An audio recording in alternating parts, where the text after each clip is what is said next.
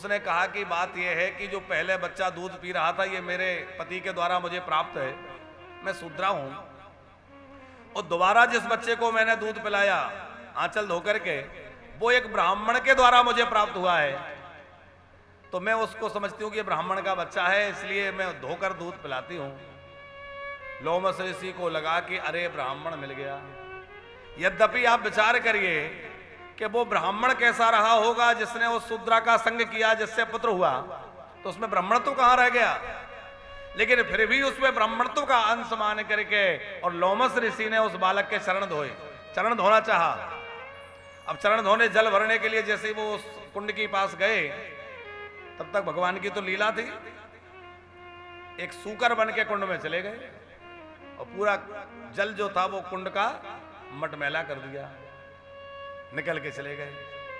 अब हम आप हों तो क्या ऐसा पानी पीना स्वीकार करेंगे जिसमें हमारे देखते सुअर घुस गया हो।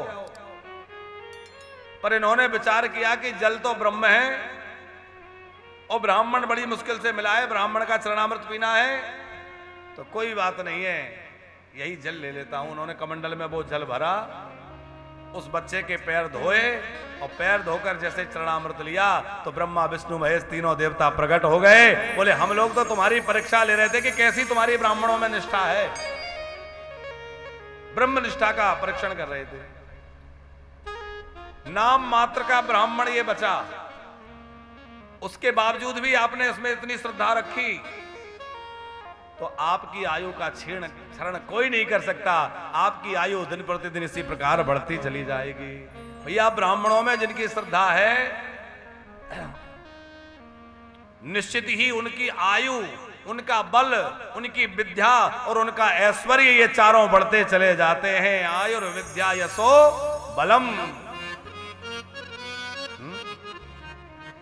अब जो है वहां भृगु जी का चरण चिन्ह भगवान ने धारण कर रखा है, ब्रह्मण्य देवता का जो है सिद्ध करने के लिए। जामवंत जी पहचान गए, ओहो ये तो मेरे परमात्मा हैं। फिर जामवंत जी ने पूछा प्रभु कैसे आना हुआ, सारी मणि की घटना सुनाई। बाद में अपनी बेटी जाम्बवती से विवाह भगवान के साथ कर दिया और वो मणि भी दे दी। सत्राजित को मणि का पता चला, बहुत लज्जित हुआ कि देखो मैंने द्वारिकाधीश पे बेकार कलंक लगाया। उसने भी सोचा कि मैं इनको अपना दामाद बना लूं, कुछ तो मेरी गलतियों का जो है अपराध क्षमा हो जाएगा। ऐसा सोच के अपनी बेटी सत्यभामा का विवाह भगवान द्वारिकाधीश से कर दिया। तो पहला विवाह रुक्मणी जी से, दूसरा जामवंत जी की बेटी जाम्बवती से, तीसरा सत्यभामा जी से, चौथा विवाह यमुना जी से हुआ कालिंदी जी से, पांचवा विवाह जो है मित्रवृंदा जी जो उज्जैन की थी, छठवां विवाह कौशल नरेश के राजा जो थे नग्नजित महाराज उनकी बेटी सत्या के साथ, सातवां विवाह कैकेय नरेश महाराज की बेटी भद्रा के साथ, और आठवां विवाह जो हुआ वो लक्ष्मणा जी के साथ। भगवान की 8 मुख्य पटरानियां हैं। भौमासुर नाम के एक राक्षस ने 16,100 कन्याओं को बंदी बना रखा था। देवताओं की प्रार्थना पर भगवान ने भौमासुर को उद्धार किया, उसको मारा, 16,100 कन्याओं को बंधन से मुक्त किया। वो सब घर नहीं जा रही थी, हम कहां जाएं, कौन हमें रखेगा। इतने दिनों तक इस दुष्ट के कारागृह में रही हैं, हमारा जीवन पवित्र है, इस बात को कौन मानेगा। श्री कृष्ण बोले कोई बात नहीं, मेरे यहां चलो। भगवान द्वारिकाधीश उन सबको अपने यहां ले गए और सबके साथ में विवाह हुआ। अब कई लोग प्रश्न करते हैं कि भगवान ने इतने विवाह क्यों किए। देखो इसके पीछे एक बड़ा कारण यह है कि वो भौमासुर के कारागृह में रहने वाली जो कन्याएं थीं, भगवान ने उनको मुक्त करा दिया, अब तुम स्वतंत्र हो जाओ। पर उनके सामने संकट था कि जाएं कहां, कोई उनको रखने तैयार नहीं होगा, कोई उनसे विवाह नहीं करेगा। भले ही उनका जीवन पवित्र था, पर कौन उनकी बात मानेगा। तो भगवान द्वारिकानाथ ने विचार किया कि मैं इन देवियों को स्वाभिमान सम्मान से रहने का समाज में स्थान प्रदान करूंगा, और मैं अपनी पत्नी का दर्जा देकर के इनको सम्मान देकर के और इनके जीवन को संवारूंगा। अनाथों के नाथ भगवान ने उसके जीवन को संवारने के लिए लीला की है। और देवी भागवत में एक और कथा है कि इंद्र के द्वारा भेजी हुई 16,000 अप्सराएं जो थीं, बद्री नारायण में भगवान नर नारायण की तपस्या भंग करने गई, अनेक प्रयत्नों के बाद भी तपस्या भंग नहीं कर पाई। भगवान नारायण ने उर्वशी को प्रकट करके दिखाया, तुम मुझे क्या मोहित करोगी, मैं अपने एक एक रोम से ऐसी हजारों लाखों अप्सराएं प्रकट कर सकता हूं। सब लज्जित हो गई। भगवान से कहा हम कुछ मांगे? बोले जो मांगोगी देंगे। बोले हम आपको अपने पति रूप में चाहते हैं।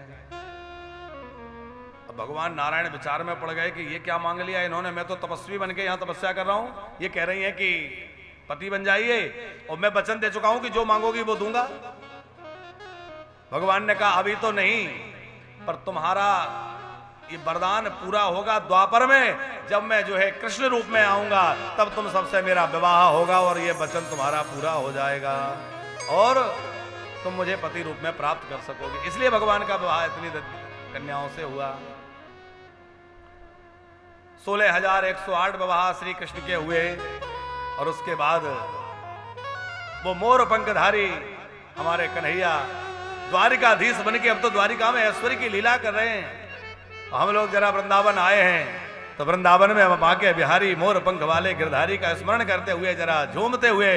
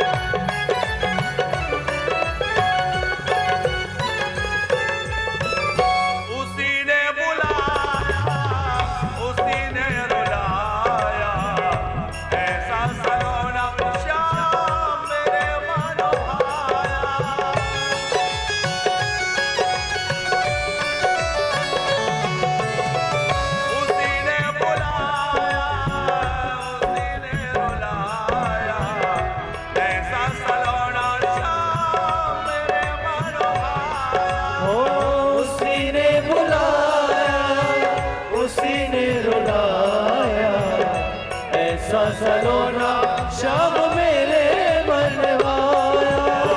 टेढ़े बाके चाल देखी टेढ़ा मुकुट भी देखा, टेढ़ी बाकी चाल देखी टेढ़ा मुकुट भी देखा।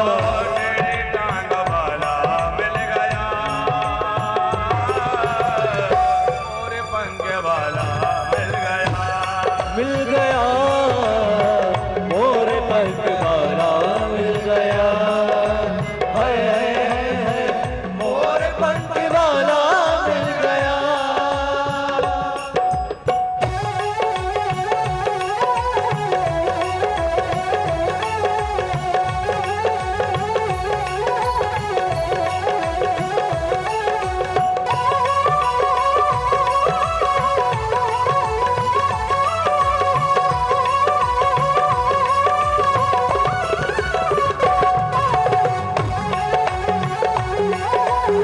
श्याम प्यारे की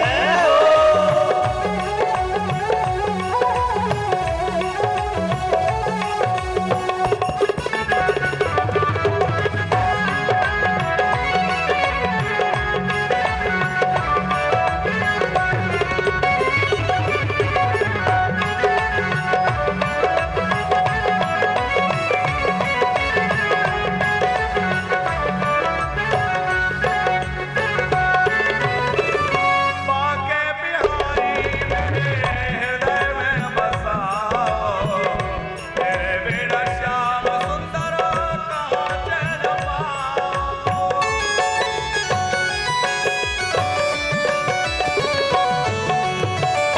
बाके बिहारी मेरे हृदय में बसाओ, तेरे बिना श्याम सुंदर का चैन पाओ। ओ बाके बिहारी मेरे हृदय में बसाओ। तेरे बिना श्याम सुंदर कहाँ चैन पाऊं। लगाने लगी तन मन में, ढूंढ रही मेरे मन में। लगने लगी दामन में ढूंढ रही निधि वन में। मुझे गौवा वाला मिल गया, और पंख वाला मिल गया। मिल गया मोर पंख वाला मिल गया। हाय मोर पंख वाला मिल गया। ओ अकेली गई थी ब्रज में कोई नहीं था मेरे संग में, अकेली गई थी ब्रज में कोई नहीं था मेरे संग में। और पंख वाला मिल गया, और पंख वाला मिल गया। ओ मोर पंख वाला मिल गया। हाय मोर पंख वाला मिल गया। मिल गया, मोर पंख वाला मिल गया। हाय मोर पंख वाला मिल गया। मोर पंख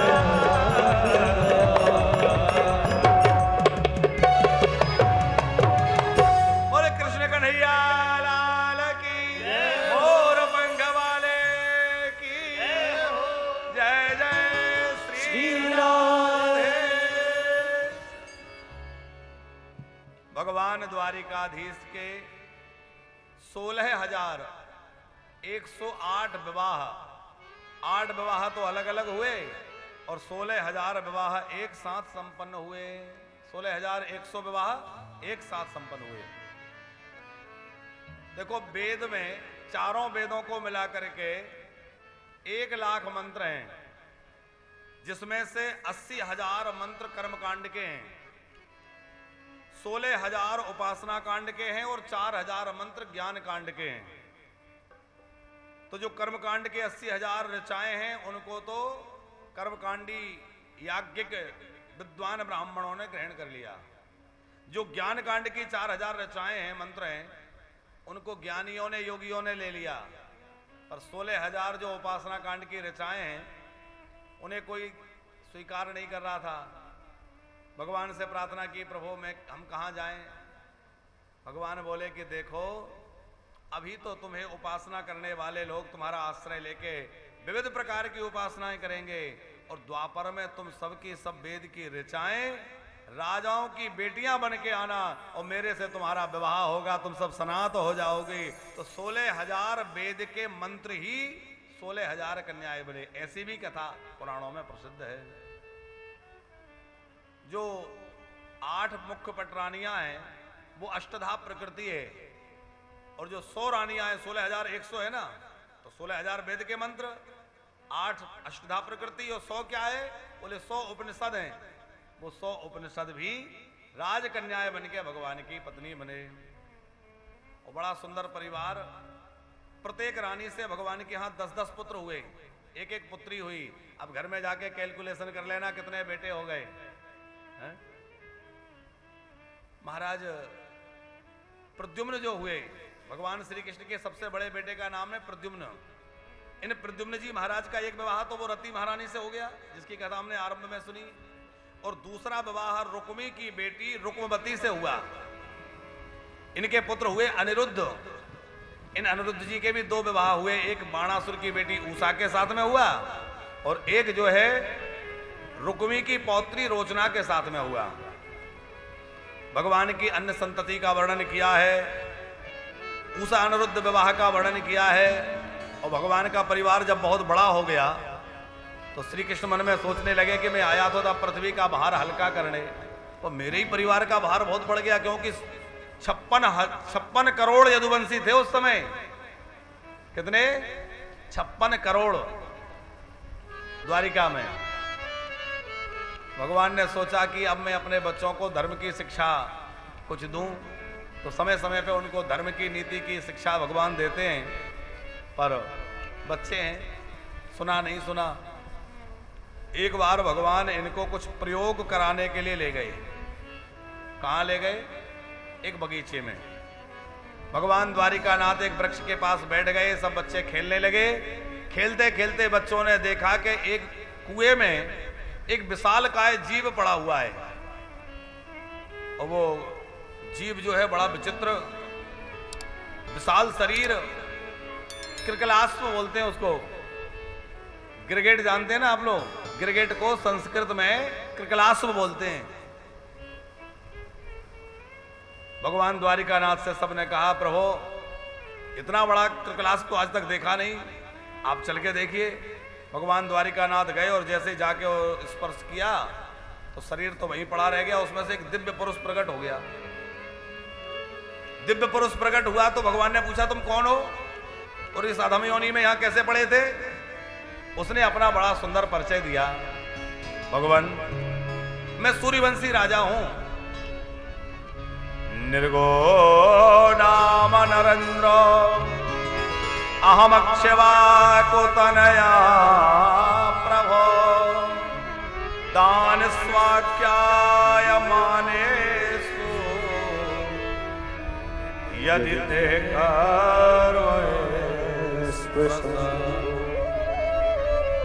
मैं सूर्यवंशी राजा नृग हूं, इक्ष्वाकु का पुत्र। सूर्यवंश में इक्ष्वाकु महाराज हुए। मैं उन इक्ष्वाकु का पुत्र हूं, मेरा नाम है नृग। और महाराज जहां आपने दानियों की चर्चा सुनी होगी तो मेरा नाम जरूर सुना होगा, क्योंकि मैं बहुत बड़ा दानी रहा हूं। ठाकुर जी मुस्कुराए, भैया ऐसा क्या दान किया तुमने? बोले महाराज मैंने बहुत दान किया है, अन्न दान, वस्त्र दान, गौ दान, और सबसे ज्यादा गैया दान करी मैंने। द्वारिकाधीश बोले कितनी गाय दान करी? बोले प्रभु ये प्रश्न तो बिल्कुल वैसे ही है, वर्षा होने के बाद कोई पूछे कि कितनी बूंदे बरसी, कोई बता सकता है? कोई आकाश को देख के कहे कितने तारे हैं, कोई गिनती नहीं कर सकता। उसी तरह मैंने कितनी गायों का दान किया, गिनती नहीं हो सकती। अच्छा इतनी गैया दान करी, तो ये दुर्दशा क्यों हो रही है तुम्हारी, यहां गिरगिट बन के क्यों पड़े हो? बोले मुझसे थोड़ी सी चूक हो गई। अब थोड़ा ध्यान देना, इसने जो अपना परिचय दिया है तो इसके परिचय में ही ये बात स्पष्ट है कि इससे क्या गड़बड़ी हुई है। ये भगवान श्री कृष्ण के सामने खड़ा हुआ है, क्या कह रहा है? दान स्वाख्याय मानेसु, दानियों में मेरा बड़ा नाम रहा है। इसका मतलब इसको दानी होने का अभिमान है कि मैंने बहुत दान दिया है। और भैया जीवन में कभी दान करो तो दान का अभिमान कभी मत करना कि मैंने दान किया है, बल्कि भगवान का धन्यवाद देना कि प्रभु तूने मुझे इस योग्य बनाया, मुझे इस योग्यता आपने दी कि मैं किसी को कुछ दे पा रहा हूं। आपने मुझे हाथ फैलाने वाला नहीं बल्कि ऊपर हाथ करने वाला बनाया। ये तेरी मेहरबानी है, ये तेरी कृपा है? कि देनहार को और है, देव तो है दिन रैन, लोग भरम हम पर करे ताते नीचे। देने वाला तो कोई और है, दाता एक राम, भिखारी सारी दुनिया, भिखारी सारी दुनिया, दाता एक राम, भिखारी सारी दुनिया, दाता एक राम, दाता एक राम, भिखारी सारी दुनिया, दाता एक राम, भिखारी सारी दुनिया, दाता एक राम, सारी सारी दुनिया, दाता एक राम, भिखारी सारी दुनिया। भैया दाता तो ठाकुर जी हैं, हम सब तो भिखारी हैं, है? पर भगवान ने थोड़ी सी योग्यता दे दे तो लोगों को अभिमान आ जाता है। हमारे यजमान जी श्री यजेंद्र जी सिंगल जी, कल हमने कथा में कहा कि गौशाला के लिए पानी की बड़ी समस्या हो रही है, जल संकट वहां है, तो फिल्टर प्लांट लगना है ताकि गायों के लिए पीने के लिए बढ़िया शुद्ध जल मिल जाए। वहां रहती है लेबर, जो अभी काम निर्माण का चल रहा है वहां लेबर रह रही है। ऐसी भीषण गर्मी में लेबर, उनके बच्चे रहते हैं, उनको पानी पीने की परेशानी हो रही, दूर से लाना पड़ता है टैंकरों से पानी। तो आपके मन में भाव आया और आपने कल ही पूरी व्यवस्था की और कहा महाराज जी आप परेशान मत होइए, बुधवार के दिन, माने आज सोमवार है, कल मंगलवार, परसों के दिन बोले जो है फिल्टर आ जाएगा और वहाँ बढ़िया फिल्टर जो है इंस्टॉल हो जाएगा, लग जाएगा, ताकि गैयों को और वहाँ रहने वाले सब लोगों को और या जो निकलने वाले लोग सबको बढ़िया शुद्ध जल प्राप्त होने लग जाए। एक बार जोरदार तालियां इनके लिए बजाइए। आप जो है दान तो किए, नाम नहीं चाहते, ये नहीं कि मेरा नाम हो, तो हम कह रहे हैं चूंकि हमारी जिम्मेवारी है कि आप कर रहे हैं तो हम थोड़ा आपको बताएं कि हमने जो बात रखी थी वो पूरी आपने कर दी। अभी आपने उस दिन वस्त्र बांटे तो उसमें भी खुद आगे नहीं होते, माता जी से कह रहे महाराज जी को आगे करो, महाराज जी से बढ़वाओ, महाराज जी से दिलवाओ। कितनी 500 साड़ी लाए थे, 320 साड़ियां लेकर आए थे अपने यहां से और रोहतक से, और 320 साड़ियां लेकर आए तो खूब आश्रमों में बांट कर आए, फिर यहाँ अपने आश्रम में भी माताएं रहती उनको वितरित किया, और जो बच गई वो ले जा करके फिर वहाँ जहाँ गरीब बस्ती है, गरीब बस्ती में वहाँ के रहने वाली माताओं को, महिलाओं को वितरित करी। पर आगे नहीं होते कि मैं बांट रहा हूं, तो महाराज जी को आगे कर दो। तो ये दान करने की प्रवृत्ति, भैया दान आदमी करे अंदर से भाव हो पर दिखावे का भाव ना हो। आपका भाव देख के हमारा बड़ा बना प्रसन्न रहता है। और कल हमने सुना तो हमें लगा, हम भी पीछे रह गए कि आप जो है लगभग 14-15 घंटे प्रतिदिन कथा सुनते हैं। कल आपने बताया कि महाराज जी सवेरे 7 बजे कथा प्रारंभ हो जाती है टीवी में, और एक के बाद एक कोई ना कोई महाराज जी की कथा आती रहती है और सुनते ही रहते हैं। रात को 9-10 बजे तक, जब तक दुकान चल रही है तब तक कथा भी चल रही है। कितनी बड़ी बात है। इसी को कहते हैं भरे ही निरंतर हो ही ना पूरे। लगातार सुनते सुनते कभी मन भरता ही नहीं कि बहुत सुन लिया, और जिज्ञासा बढ़ती जाती है। ये महाराज जी कैसे सुना रहे हैं, यहाँ क्या सुनाने को मिल रहा है, अब और नहीं सुनना है। ये महाराज जी ने ये प्रसंग ऐसे सुनाया था, ये कैसे सुनाएंगे। आनंद लेते रहते हैं। कितनी बड़ी बात है। 14-15 घंटे 12-14 घंटे प्रतिदिन कथा सुनना। अरे एक घड़ी आधी में पुण्याद तुलसी संगत साधु की हरें कोट अपराध, इतने से काम बन जाता है। और जो उसी में डूबा है उनका तो क्या कहना। हमें तो बड़ी प्रसन्नता भाई, हमें लगता है आपकी इसी धर्मपरायणता का परिणाम है कि आपके घर में ऐसा सुंदर सुपुत्र हुआ। ये बालक जो है इसको देख के हमारा मन बड़ा प्रसन्न होता है। हरिओम बेटा जो है पहली बार आया तो अपने माता पिता के पास नहीं बैठा, दौड़ के हमारी गोद में आ गया, बोले महाराज जी के पास ही बैठूंगा। जैसे हमारा इनका बहुत पुराना परिचय हो। वो अभी भी जब हम कहीं मिल जाएं तो दौड़ के पास में आ जाता है, जैसे महाराज जी से पुराना परिचय हो। तो निश्चित ही कोई दिव्य आत्मा ही आपके पुण्य प्रभाव से, आपकी इस धर्मपरायणता के कारण कोई दिव्य आत्मा आई है। देखो ये हमारे घर में संतान जो जन्म लेके आती है, हमारे कर्मों के अनुसार हमें वो सब मिलते हैं। तो बड़ा अच्छा लगा सुनकर के कि आप जो है खूब कथा परायणता के साथ कथा सुनते हैं, धर्मपरायण जीवन जीते हैं और खूब आपका मन जो है सत्कार्यों में लगा रहता है। बीच बीच में भी आपकी ओर से कभी संतों को मिष्ठान बंटवा रहे हैं, कभी संतों को कुछ बंटवा रहे हैं, या साधु संतों की सेवा में भी नित्य प्रति ही आपने कुछ ना कुछ सेवा समर्पित की। और आपकी पूज्य माता श्री, आपके लिए तो क्या कहना, आप बालाजी की ऐसी भक्त हैं कि आपने जो अपने अनुभव सुनाए वो सार्वजनिक रूप से साझा करने जैसे नहीं है, क्योंकि किसी की साधना का कोई निजी अनुभव हो तो वो उनका गोपनीय ही रहना चाहिए। पर आपके दिव्य अनुभव है तो ये भी कोई साधारण बात नहीं है कि बालाजी इतनी कृपा करें कि प्रत्यक्षानुभूति अपनी बार बार किसी को कराएं। तो ये बालाजी की बड़ी कृपा है और आपकी सादगी बड़ी अच्छी। आप जो है बड़ी सादगी से हनुमान जी की साधना करते हैं, बालकृष्ण प्रभु की साधना करते हैं। और खाटू श्याम जी, बालाजी सब जगह आपकी यात्राएं होती रहती हैं और खूब जो है सेवा में लगी रहती हैं। इसी प्रकार दान करने वाले व्यक्ति को निराभिमानी रहना चाहिए। दान करने के बाद ये अभिमान मन में ना आए कि मैंने दिया। महाराज दशरथ राम जी को राजा बनाना चाहते थे सिंगल जी, पर बना नहीं पाए। क्यों? दशरथ जी में सब कुछ अच्छाइयां थी, पर कहीं ना कहीं उनके मन में एक बात थी कि राज्य मेरा है और मैं राम को राज्य दे रहा हूं। और भरत जी के देने में क्या था? बोले राज्य मेरा नहीं है, राज्य तो राम जी का ही है। मैं क्या दे रहा हूं? राम जी का राज्य ही राम जी से स्वीकार करने की प्रार्थना कर रहा हूं। संपत्ति सब रघुपति की आई। दशरथ जी सोच रहे हैं मेरा है।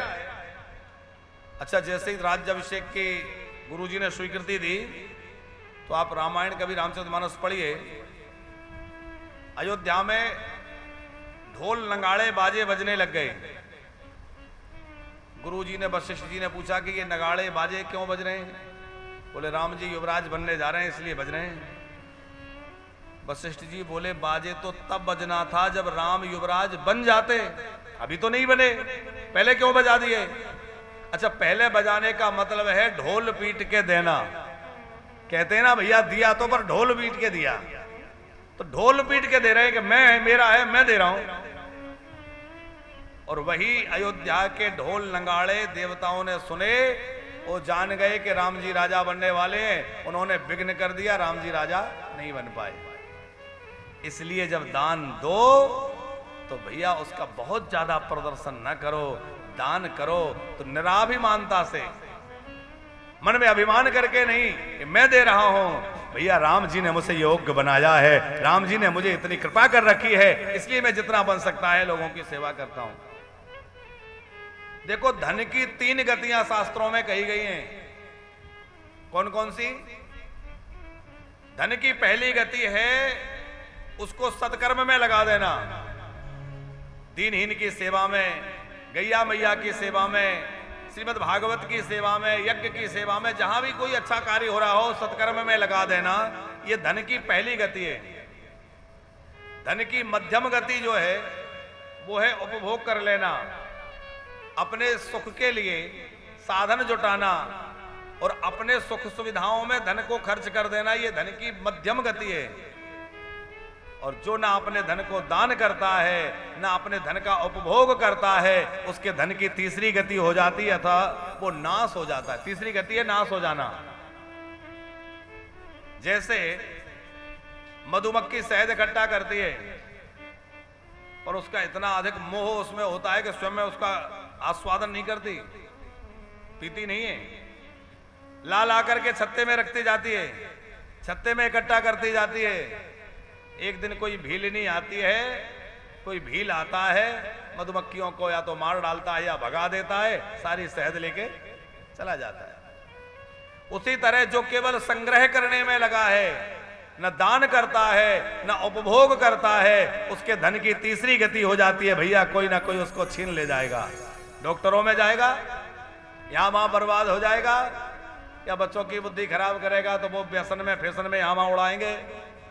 इसलिए भगवत कृपा से जो मिला है उसको सत्कर्मों में लगाओ, उसके बाद अपने उपभोग में भी लगाओ। ऐसा नहीं कि केवल दान ही कर दो। व्यक्ति कई ऐसे होते हैं कि स्वयं भी नहीं खाते, अपने उपभोग में लगाओ और फिर जो है उसको कुछ बचा करके आगे धन बढ़ाने में लगाओ। अपने कमाए हुए धन को 5 हिस्सों में बांटना चाहिए। बहुत सुंदर जो है उपदेश यहां श्री शुक्राचार्य जी ने राजा बलि को कहा कि अपने कमाए हुए धन को कहां कहां खर्च करना चाहिए और कैसे उसका बंटवारा होना चाहिए। अब धन की बात आ गई है तो बता देते। धर्माय यशसे अर्थाय कामाय स्वजनाय च पंचधा विभजन वित्त मिहामोत्र च मोदते। धन कमाई जितनी हो उसके 5 हिस्से करो। पहला हिस्सा धर्म में लगाओ, एक हिस्सा अपने यश की वृद्धि के लिए, जिससे हमारा यश बढ़े, समाज में प्रतिष्ठा बढ़े। तीसरा हिस्सा धन का जो है वो और धन वृद्धि के लिए, भाई और धन भी तो आना चाहिए। एक हिस्सा धर्म में, दूसरा यश प्राप्ति के लिए, तीसरा धन वृद्धि के लिए, चौथा हिस्सा अपने उपभोग के लिए, और 5वां हिस्सा जो है वो स्वजन संबंधियों के सहयोग में, उनके यहाँ कोई कार्यक्रम है उसमें उपहार देना, सहयोग पहुंचाना, तो स्वजनों की व्यवस्था में। इस तरह से अपने धन को 5 हिस्सों में बांटना चाहिए। ये श्रीमद् भागवत में श्री शुक्राचार्य जी राजा बलि को कह रहे हैं। धर्माय यशसे अर्थाय कामाय स्वजनाय च पंचधा विभजन वित्त मिहामोत्र च मोदते। तो अब आप विचार करिए, जिस किसी व्यक्ति ने ये हॉल बना है तब सहयोग किया होगा, कुछ दिया होगा, तो क्या उसका पुण्य कभी समाप्त हो सकता है? यहां लगातार सत्संग होता है, लगातार भगवान की कथा होती है, अनेक साधु संतों के चरण पड़ते हैं। अभी जिस समय लक्ष्मी नारायण यज्ञ चल रहा था तो भक्तजन तो खूब आ ही रहे थे।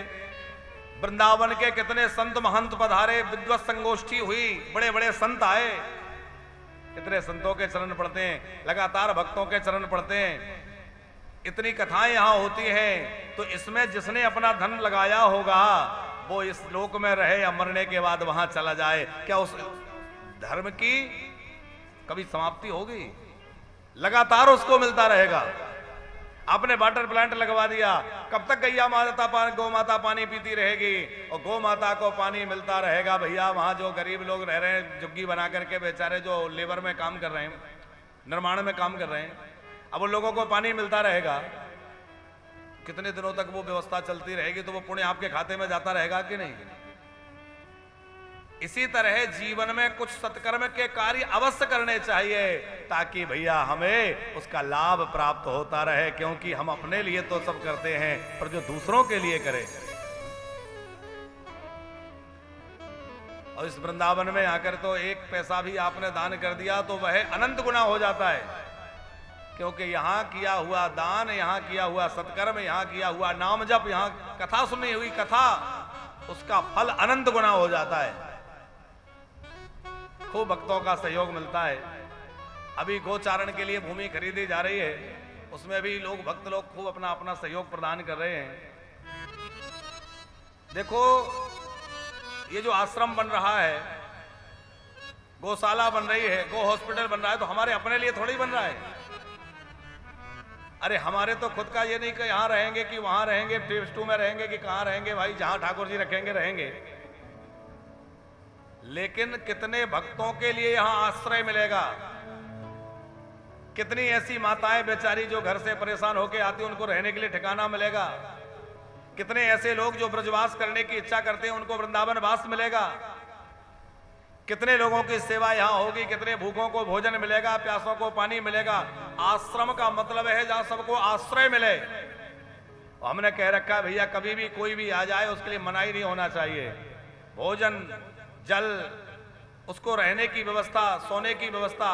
भाई कमरे नहीं है, हॉल में कहिए, हॉल में आसन लगा लीजिए, आराम करिए। सिंगल जी हमने बोल रखा, हॉल में कभी भी कोई भी आ जाए, कोई रोक टोक नहीं होना। बस उसका आईडी देख लो, ठीक, ये देख लो कि कोई गड़बड़ तो नहीं है, क्योंकि वो थोड़ा सावधानी भी रखना है। पर कभी भी कोई भक्त आ जाए, उनको ठहराइए, उनको भोजन कराइए, उनको 2 दिन 4 दिन 10 दिन जो रहना हो आराम से रहें। तो आश्रम बनने से ये नहीं कि कोई महाराज जी के लिए बहुत बड़ा महल बन जाएगा। अरे महाराज जी का क्या भैया, लोगों की सेवा के लिए बन जाएगा। यहाँ इतने लोगों की सेवा होती रहेगी, ये आश्रम बन के खड़ा हो जाएगा। कितने लोग ब्रजवास का आनंद लेंगे, कितने लोग भगवान के भजन से, संकीर्तन से, कथा से जुड़े रहेंगे। और लगातार 2.5-3 वर्षों से लोग सत्संग से यहाँ से जुड़े हैं। इतनी माताओं की सेवा हो रही है। जो माताएं बेचारी भटक रही थी, उनको आश्रय मिल गया, उनको रहने का ठिकाना मिल गया, उनको भोजन मिल रहा है, दवाई मिल रही है, आनंद से रह रहे हैं। तो यही सब सेवाएं, यही हमारे सब साथ जाने वाली हैं। महाराज नृग जो है दान तो बहुत करते थे, पर दान का अभिमान मन में था, जिस कारण उनके दान का फल उन्हें प्राप्त तो हुआ, लेकिन बहुत देर से हुआ। इनके जीवन में एक गड़बड़ी हो गई। इन्होंने हजारों, असंख्य, लाखों गाय दान करी थी, असंख्य गैया दान करी। ध्यान से सुनना क्या गड़बड़ी हुई। एक पंडित जी की गाय घर से छूट गई और राजा नृग की गायों में जाके मिल गई। अब राजा नृग ने गैया दान करी तो वो पहचान नहीं पाया कि ये गाय मेरी नहीं है, क्योंकि असंख्य गाय थी, पहचान नहीं पाया, दान कर दिया। वो पंडित जी की गाय भी उन गायों में मिलके दान हो गई। अच्छा, जिन पंडित जी की गाय खो गई थी वो खोज रहे थे, और जिनको दान में मिली थी वो लेके जा रहे थे, दोनों रास्ते में टकरा गए। पहचान गए ये गैया तो मेरी है। अरे बोले होगी तुम्हारी, अभी अभी तो राजा ने मुझे दी है। दोनों में झगड़ा हो गया। दोनों राजा नृग के पास गए, ये बताओ ये गाय किसकी है। अब राजा नृग का इस समय कर्तव्य था कि जिनकी गाय गलती से हमारी गायों में आके मिल गई, उनसे क्षमा मांगते कि मैं पहचान नहीं पाया, आपकी गाय मैंने पहचानी नहीं, आप अपनी गाय ले जाइए, मुझे क्षमा कर दीजिए, और इन ब्राह्मण को मैं बदले में 4 से 10 गाय दे देता हूं और इनसे क्षमा मांग लेता हूं। ये धर्म था। लेकिन राजा नृग को लगा कि सबको मैं ही गाय देता हूं, इनको भी मैंने दी होगी। तो जिनकी गाय गुमी थी, खो गई थी, उनको फटकार लगाई, क्या झगड़ा करते हो, सबको मैं ही गाय देता हूं, तुम्हें भी मैंने दी होगी, और ले जाना, झगड़ा मत करो। वो बड़े दुखी हो गए, दुखी होकर वहां से चले गए। और वह अपराध जो राजा नृग को लगा, तो असंख्य गैयों के दान का पुण्य उनका कम पड़ गया, और वह अपराध उनका बड़ा हो गया। भैया, एक पाप आपके जीवन में कितनी बड़ी समस्या पैदा कर देगा। बड़ी सावधानी की आवश्यकता है जीवन में। महाराज भरत को हिरण में मोह हो गया, तो इतने सत्कर्म जो है रह गए और उन्हें हिरण बनना पड़ा। यद्यपि उन सत्कर्मों का फल मिला, बाद में भगवान की प्राप्ति भई। राजा नृग को अपने दान का फल मिला, बाद में भगवान की प्राप्ति भई, पर इतने वर्षों तक तो उनको गिरगिट बन के रहना पड़ा। आज भगवान ने उनको वहां से मुक्त किया, चले गए। और फिर जो है भगवान ने अपने बच्चों को समझाया, बेटा नाहम हलाहलम मन्ये विषमयस्य प्रतिक्रिया ब्रह्मस्वं हि विषम प्रोक्ता नास प्रतिविधिर्भुवि। हलाहल विष से भी उतना नहीं डरना जितना दूसरे के धन से। पराया धन बड़ा भयंकर होता है। विष परावते बेस भारे, विष परावते बेस भारे, विष परावते बेस भारे, विष परावते बेस भारे। पराया धन जो है वो विष से भी ज्यादा भयंकर है। उसमें भी ब्राह्मण का धन हो तो वो तो और लोहे के चने हैं, उससे तो बहुत सावधान। नाहम हलाहलम मन्ये विषमया स्वप्रतिक्रिया ब्रह्मस्वं हि विषम प्रोक्ता नास प्रतिविधिर्भुवि।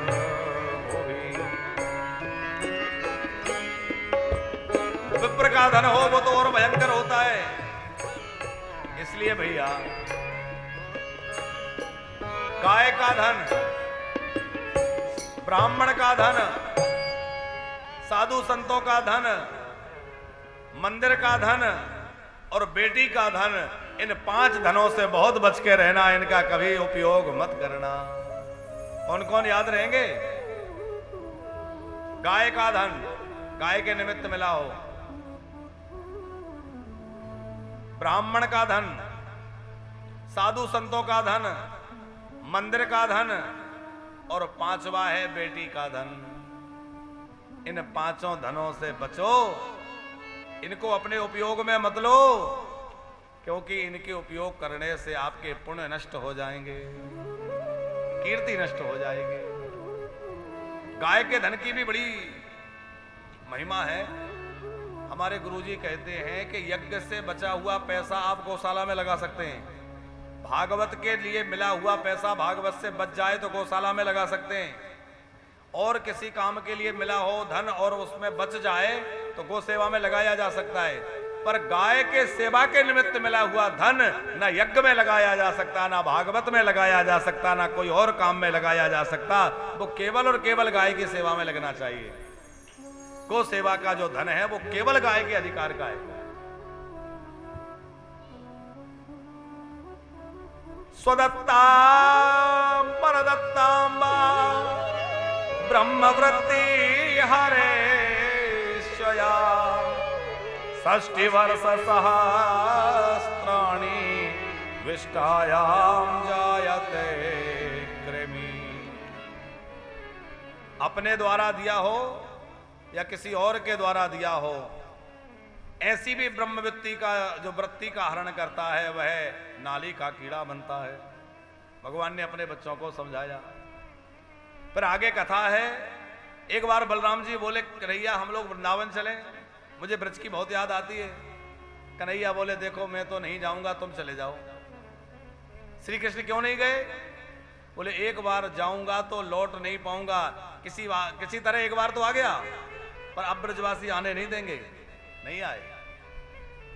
बलराम जी वृंदावन आए तो चैत्र वैशाख के 2 महीने बलराम जी ब्रज में रहे। द्विविध नाम का एक बानर बड़ा उद्दंड हो गया था। बलराम जी ने उसका उद्धार किया, साधु संतों को सताता था। देव ऋषि नारद भगवान की दिनचर्या देखने आए।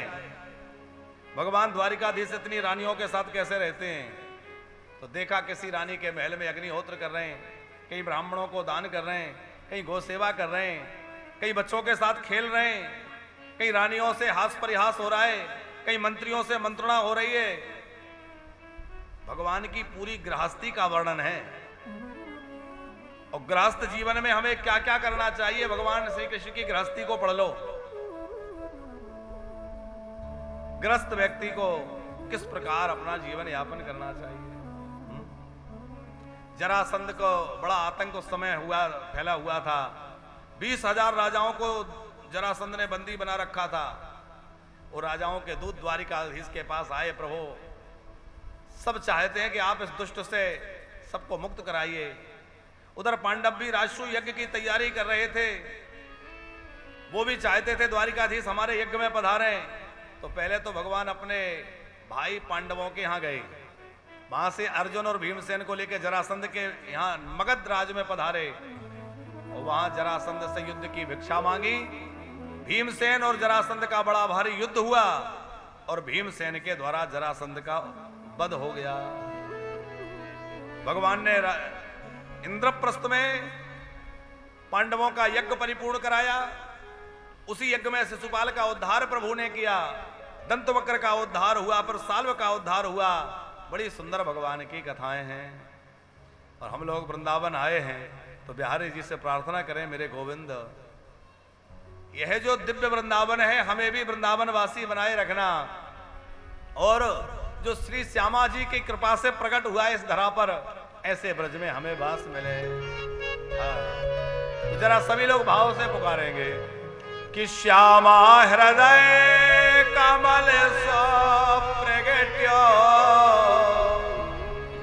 श्यामा हृदय कमल सो प्रगट्यो, श्याम हृदय को भाए वृंदावन प्यारो वृंदावन, ओ वृंदावन प्यारो वृंदावन,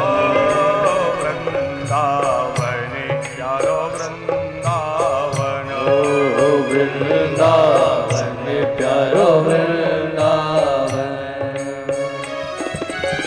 श्यामा हृदय कमल सो प्रगट्यो, श्यामा हृदय कमल सो प्रगट्यो, श्याम हृदय को भाए वृंदावन प्यारो वृंदावन, ओ वृंदावन प्यारो वृंदावन, ओ सब सुख सागर रूपियो जागर रहे वृंदावन धाम, ओ प्यारे रहे वृंदावन धाम, ओ प्यारे रहे वृंदावन धाम,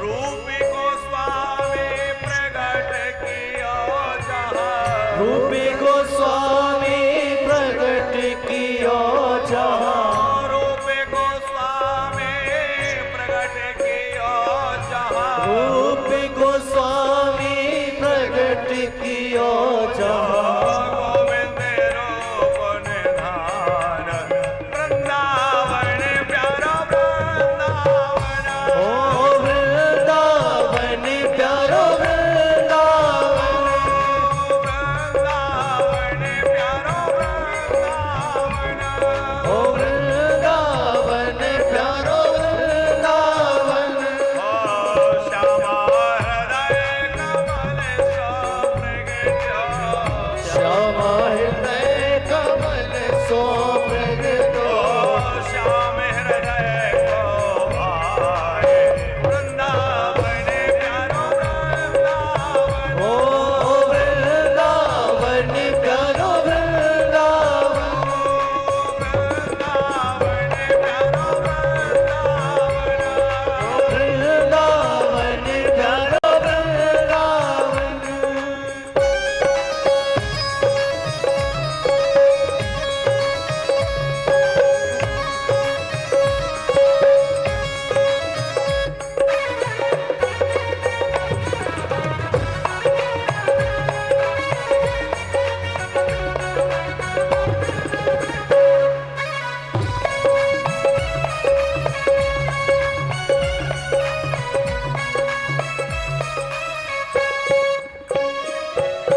मेरे हाथों ने से देने कुंज गले में ब्रज जन मन सुख धाम, ओ प्यारे ब्रज जन मन सुख धाम, ब्रज जन मन सुख धाम,